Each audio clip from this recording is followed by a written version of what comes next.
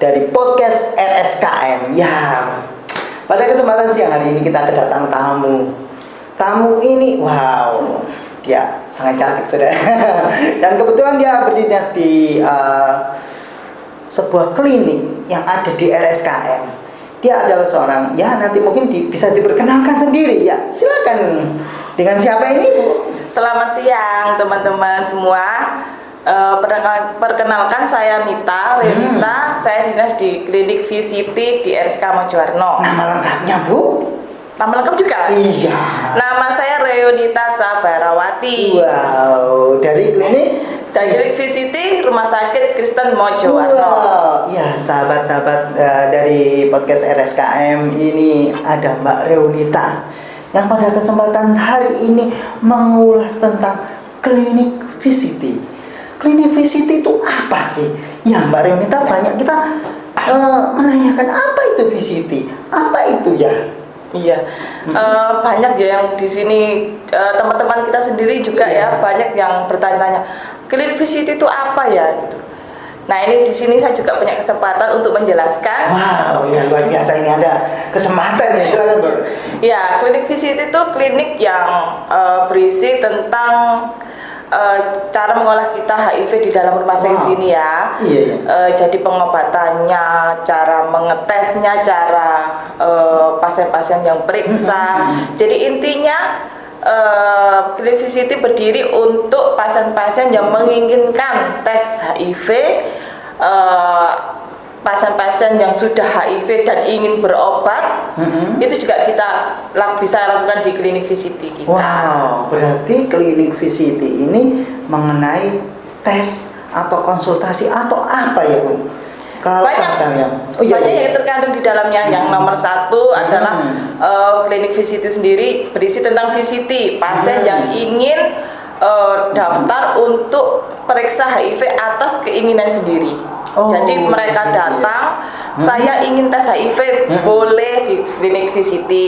Atau pasien-pasien yang sudah jelas statusnya sebagai status HIV, yang sudah periksa di ruangan atau di luar rumah sakit, yang ingin berobat di rumah sakit kita, itu juga bisa kita layani di klinik VCT kita. Wow, berarti tidak hanya tes, tapi juga konsultasi dan pengobatan. Betul, ada satu lagi yang istimewa. Apa itu?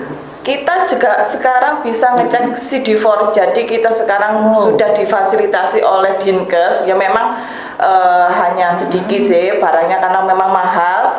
Cepat kita diberi fasilitas untuk memisahkan pasien CD4 mereka. Jadi pasien yang sudah berobat 6 bulan, nanti kita bisa tes CD4-nya seberapa tingginya. Kalau memang normal berarti pengobatan kita berhasil. Oh gitu ya. CD4 itu tes untuk apa sih, Bu? CD4 itu apakah untuk tes untuk memang spesifik untuk HIV atau gimana, Bu ya? Iya, CD4 sendiri itu sebuah tes yang apa ya, Mas? Pada intinya itu untuk mengetahui jumlah sel HIV yang ada di dalam tubuh, jumlah virus yang ada di tubuh. Kalau misalnya itu dalam batas normal, berarti memang dia cocok menggunakan obat yang sudah kita beri. Wow, iya. Di VCT itu kan tidak hanya orang yang saya ingin periksa itu ya. Betul. Mungkin ada rujukan dari sahabat-sahabat kita atau mitra kita yang ada di luar, mungkin dokter atau tenaga-tenaga medis yang lain. Apakah seperti itu bisa ya? Bisa. Itu berarti itu nanti masuk di PETC. Jadi itu atas anjuran dokter. Jadi misalnya ada pasien yang periksa atau dokter yang curiga kalau pasien itu sepertinya ada virus HIV-nya, dokter akan menganjurkan pasien itu untuk periksa. Dan itu namanya VETC, itu bisa dilakukan di rumah sakit kita juga. Dan ini wajib ya, Mas? Oh wajib? Iya. Dokter kita sudah sudah istimewa. Begitu mereka sudah tahu, ini sepertinya HIV, sudah langsung dipisahkan. Oh gitu. Iya, dokter kita hebat. Wow, luar biasa. Jadi hampir tidak ada pasien yang ketinggalan atau lolos dari rumah sakit kita. Oh iya. Baik ya. Untuk tes VCT ini, apakah data-datanya seorang yang tes itu memang dijaga penuh atau bagaimana?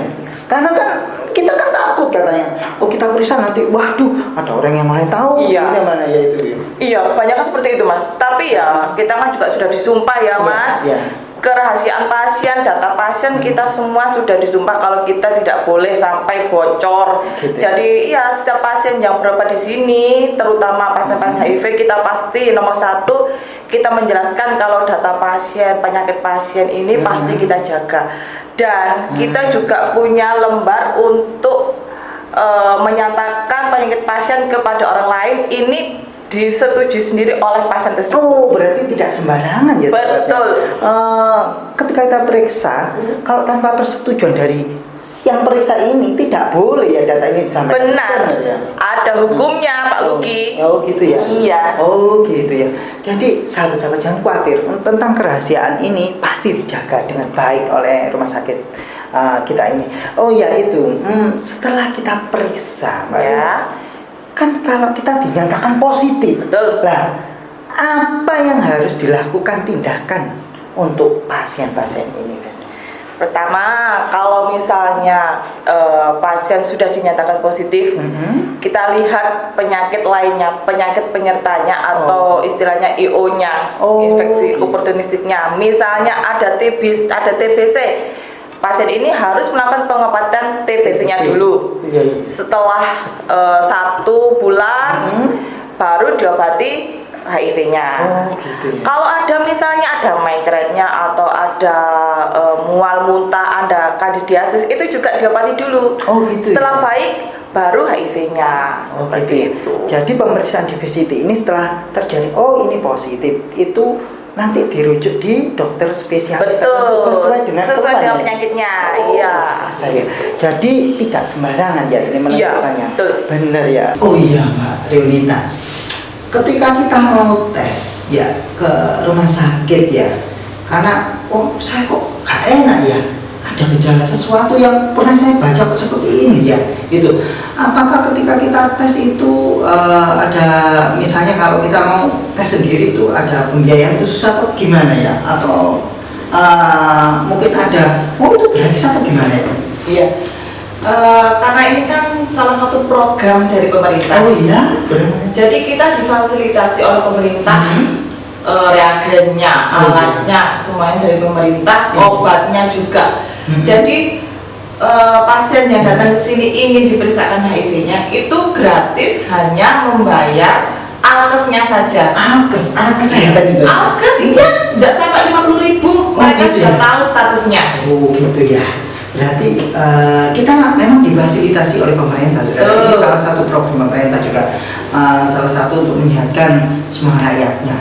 Ya, apa sih manfaatnya, Bu Reunita? Ketika kita mendatangi klinik VCT ini dan ketika kita sudah berkonsultasi dengan di petugas klinik VCT ini, apa manfaatnya?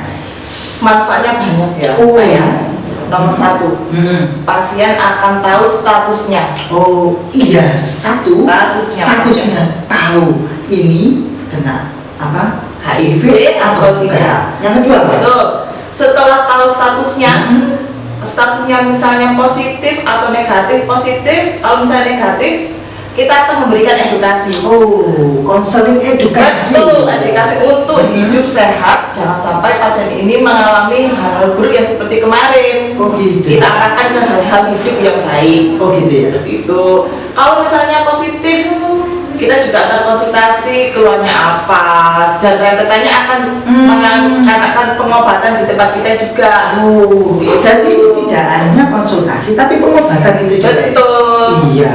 Yang berikutnya, kalau kita kan sudah dites dan ternyata positif, hal-hal yang perlu diperhatikan ketika kita kembali ke lingkungan apa itu, kayak kita ke keluarga kita, apakah perlu menjaga hidup kita bagaimana? Nah ini Mas, ini salah satu hal yang penting yang harus diketahui bukan hanya pasien, Iya. tapi juga masyarakat umum ya. Kalau penyakit HIV ini tidak semudah, penularannya tidak mudah seperti kita pikirkan. Oh iya. Selama ini ada misalnya pasien HIV di sebelah kan ada diskriminasi. Oh gitu ya. Iya, mungkin dia itu dijauhi oleh keluarganya, dijauhi oleh temannya, tetangganya, padahal penularannya itu kan sangat sulit. Iya ya, kebanyakan stigma atau anggapan masyarakat bahwa wah saya takut dengan itu. Betul. HIV itu. Iya, padahal penularannya itu kan sangat sulit, sangat sulit sekali. Jadi pada mereka yang pengawasannya kurang, Iya. bahkan mereka menganggap kalau satu sendok, satu piring itu bisa menularkan, padahal kan tidak. Oh gitu. Iya. Penularannya itu seperti apa sih? Penularannya itu dari hubungan seks yang bergantian. Oh gitu ya. Lalu dari air susu ibu ke anaknya. Oh gitu. Jadi menyusui anaknya itu juga bisa ya? Bisa dari jarum suntik, bisa dari transfusi, bisa. Selain dari empat cara penularan tadi, saya rasa itu untuk hal lainnya sangat kecil cara penularannya. Jadi sahabat-sahabat podcast RSKM kita harus mempunyai pola hidup yang sehat ya. Betul. Benar ya, pola hidup yang sehat. Otomatis bagi yang ini yang penderita yang terkena HIV, bagaimana caranya dia supaya tetap sehat, cara makannya atau bagaimana itu biar dia tetap aku bisa panjang umur gitu. Iya. Caranya itu nomor satu, dia tidak berstres. Oh, stres. Dia harus percaya diri. Oh, percaya diri sahabat. Iya. Betul, karena dia kan sudah menguasai hal-hal apa saja yang aku bisa menularkan penyakit itu ke orang lain. Dia pasti sudah menguasai, dia pasti sudah bisa menjaga dirinya.